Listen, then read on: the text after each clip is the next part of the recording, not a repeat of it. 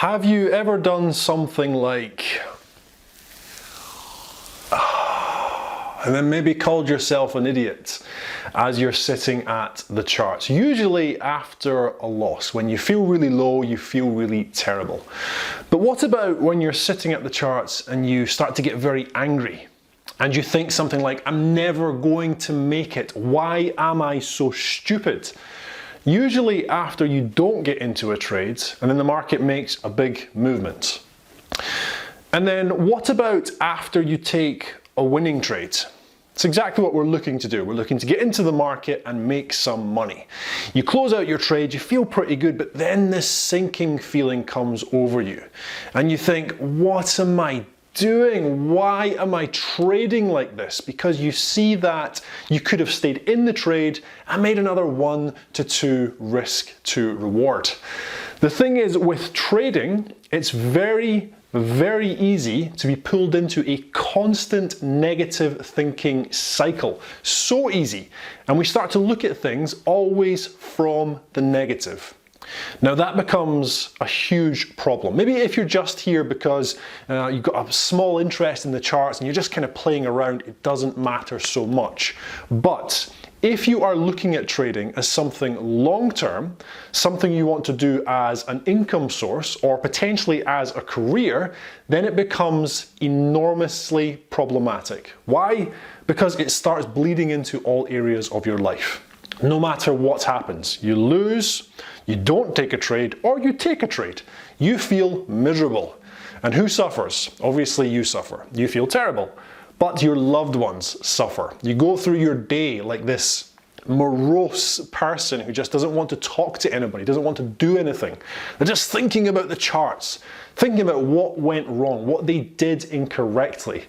You have to address that if you want to be a trader, if you want to be an efficient trader. Now, maybe you're thinking to yourself, wait a minute, this guy always says identify your weaknesses and then work on improving them.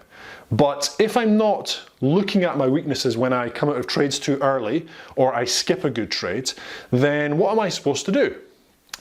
You should always be addressing your weaknesses. But the thing is, what I'm talking about is an enormous weakness. If you get locked into this negativity, it's not doing you any benefit.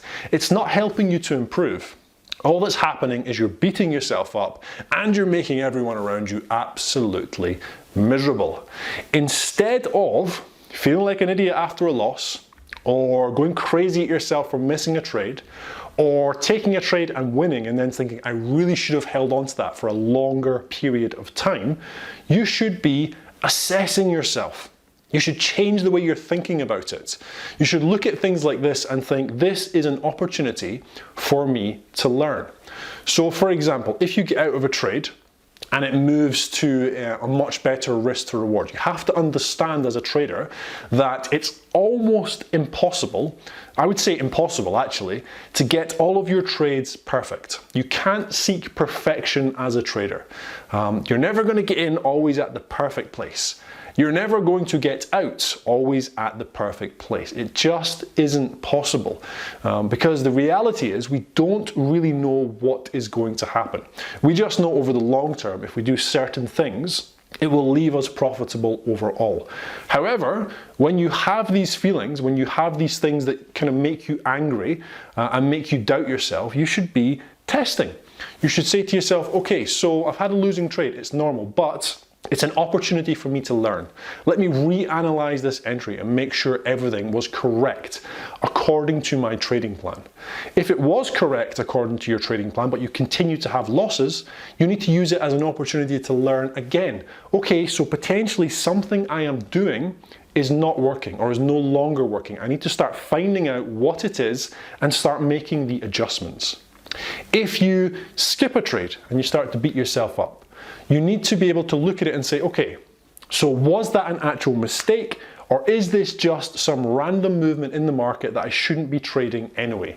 And if it is, you need to start working on your weakness of your emotional reactions to something that you shouldn't even be trading. It could be meditation, it could be reading a book, it could be not staring at the charts all day. If you are in a trade, you get a profit, but then it could have got to a much greater profit, rather than beating yourself up, you could think to yourself, is this happening over and over again? Well, I can't really remember. Potentially, I should be using this as an opportunity to improve, and I should be recording when I'm getting out of trades and how much more potential profit there is. So over the long term, I can start to see if it is actually a weakness, if it is something that I can then use to capitalize on to start making more money. Instead of simply allowing trading, which it will do very, very quickly, pull you into negativity and hold you there no matter what happens, you have to understand that perfection as a trader is impossible. And you should also look at it in a different way. So the things that you are struggling with, the things that are really hitting you hard, reframe it in your mind and use it as an opportunity to learn and to improve. Because as a trader, you're going to be going through this over and over and over again. I am still constantly looking for ways to improve. I'm looking for my weaknesses, not simply things that maybe are not quite right on the charts, but things that are not right with me. Because when I find them, I can address them. And if you are trading for the long term, you're going to start to understand that if you don't address them, it's going to start affecting other areas of your life. And very often it's affecting other areas of your life for no good reason. So you're having the win. You've taken the perfect trade. You've made the money. And you come out of the office and your loved one's like, how did it go? And you're like, crap. I left so much money on the table. I should have traded it differently. And they're like, but you were angry when you had a loss and now you're angry when you had a win. What is going on? And then you become one of those crazy people known as a trader.